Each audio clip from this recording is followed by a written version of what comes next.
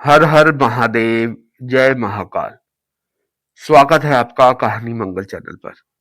आप देख रहे हैं आपका अपना चैनल कहानी मंगल।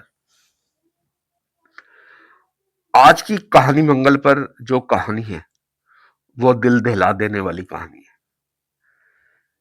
एक ऐसी आत्मा है जो बच्चे के साथ आकर खेलती थी और बच्चे को बिल्कुल भी एहसास नहीं था कि वो किसी इंसान से ना खेलकर प्रेतों के साथ खेल रहा है। और जब उसके माँ बाप को पता लगा तो आप सोच सकते हैं कि क्या उनका क्या उनकी हालत होगी, क्या उनकी कंडीशन होगी। वो ये सुनकर, वो ये देखकर उनका होश उड़ जाता है, उनका दिल दहक जाता है। ये कहानी है एक दिल्ली के किसी इलाके की, जहां गढ़वाल साइड से यहां एक परिवार रहने को आया था। एक खाली एक कमरे का सेट, एक लैट्रिन, एक बाथरूम और ऊपर के फ्लोर पे एक दूसरा किराएदार रहता था। अब गांव से वो शहर में पहली बार आए थे। उनके हस्बैंड किसी कारखाने में काम करते थे, उसकी बीवी और एक छोटा बच्चा। बिल्कुल छोटी सी फैमिली थी, मियाँ बीवी और एक छोटा सा बच्चा। अब क्या हुआ, उनको अभी एक हफ्ता ही हुआ था। रात को जब वो सो रहे थे तो जो उनका छोटा बेटा था वो करीब 10 साल का था। उसको उसकी कानों में आवाज आनी शुरू हुई किसी बच्चे के खेलने की। वो बच्चा गेंद से खेल रहा था, उसके साथ उसकी मां भी थी जो उसको गेंद फेंकती और बच्चा बैट से उसको मारता। अब जो बच्चा वहां रहने आया था उसका नाम था रोहन। रोहन ने देखा कि बच्चा खेल रहा है। एक बच्चा दूसरे बच्चे को देखकर थोड़ा अट्रैक्ट होता ही है, चलो मैं भी जाकर खेलता हूं।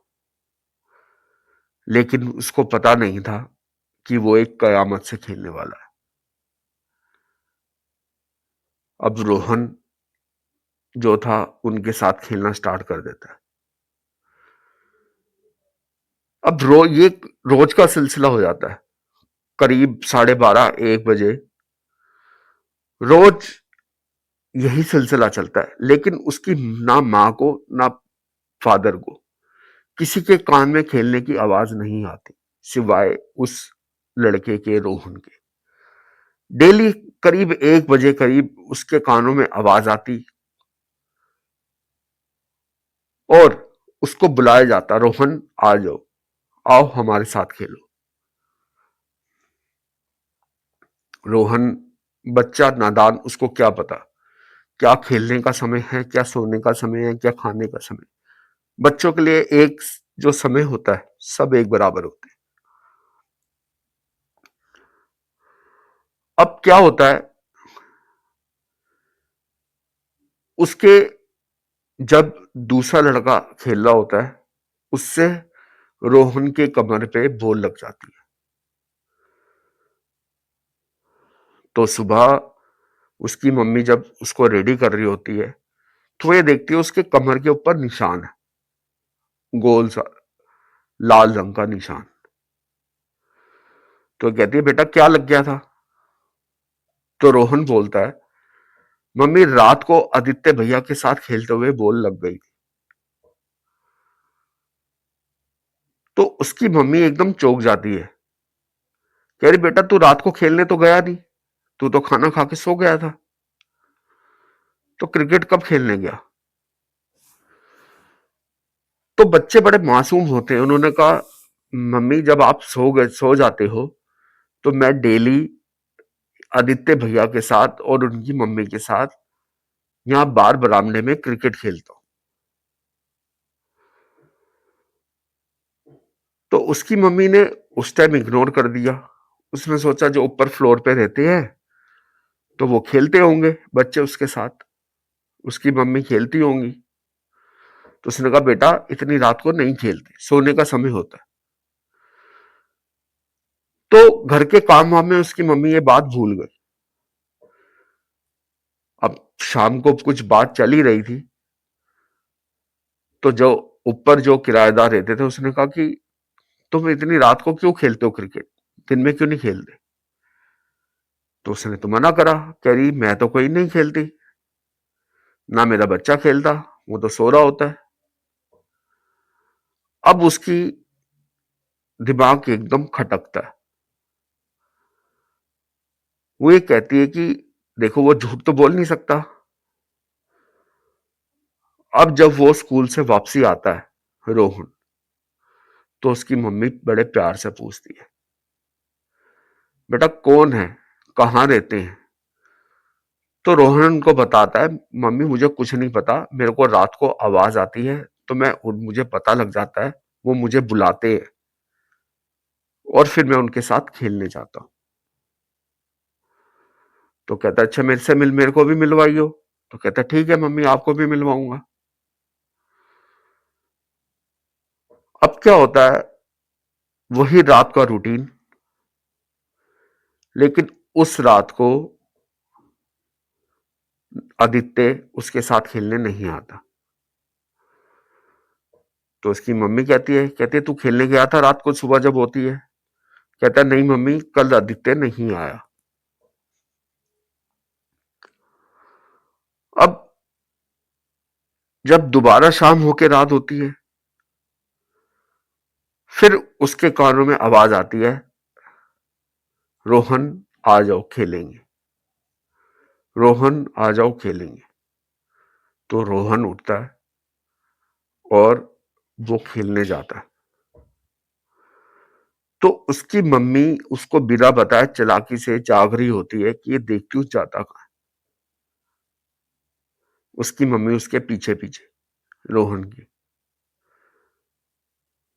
जब उसकी मम्मी देखती है तो उसके पैर कांपने लग जाते हैं, उसका ब्लड प्रेशर एकदम लो हो जाता है, उसकी हालत ऐसी हो जाती है कि जैसे उसके शरीर से जान निकल गई, उसके हाथ पैर कांपने लग जाते हैं। जिस बच्चे के साथ और जिस औरत के साथ वो क्रिकेट खेल रहा होता है, उन दोनों के पैर उल्टे होते हैं।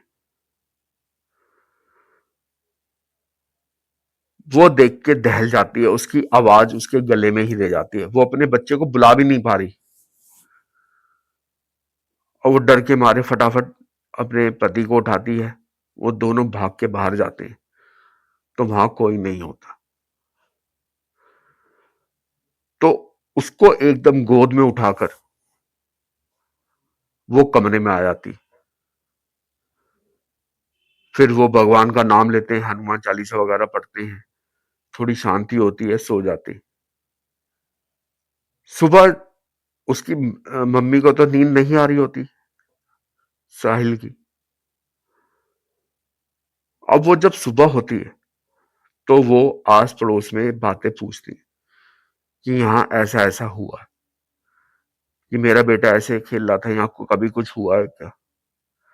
तो वो बताते हैं आज से 1 साल पहले यहाँ पे एक बच्चे और एक माँ जलकर मर गए थे, घर में आग लग गई थी, सोते सोते मर गए थे। कईयों ने उनको वहां सीढ़ी पे बैठ के रोते देखा है, कईयों को उन्होंने वहां खेलते देखा है। जो तुम्हारे से पहले यहाँ किराएदार रहते थे वो भी इसी चक्कर में यहाँ से मकान खाली करके चले गए थे।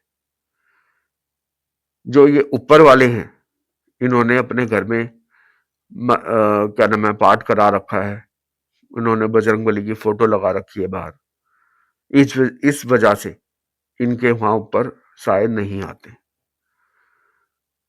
ये सुनकर वो दंग रह जाते हैं।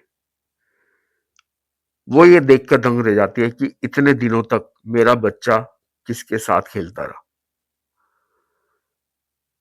अब वो क्या होता है, वो भी वो ये बात सारी मकान मालिक को बताते हैं और वहां से मकान खाली कर देते हैं रातों रात।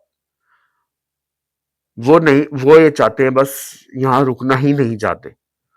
उन्होंने जिस दिन मकान खाली करना था उससे एक दिन पहले ही वो होटल में शिफ्ट हो गए। उन्होंने वहां से मकान खाली करा, लेकिन जो मकान मालिक था उन्होंने वहां पे बजरंग बाण का और बहुत सारे जो पवित्र मंदिर होते हैं वहां पे जाप करवाए, हवन कराया, उस घर की शुद्धि कराई, तब जाकर उनको उनसे मुक्ति मिल पाई, तब जाके वो घर अब शांत है। तो दोस्तों, कहानी पसंद आई हो तो लाइक करें, चैनल को सब्सक्राइब जरूर करें और हमारे चैनल के साथ बने रहने के लिए बेल आइकन दबाएं और एक बार जरूर प्यार से बोलिए, हर हर महादेव, जय महाकाल।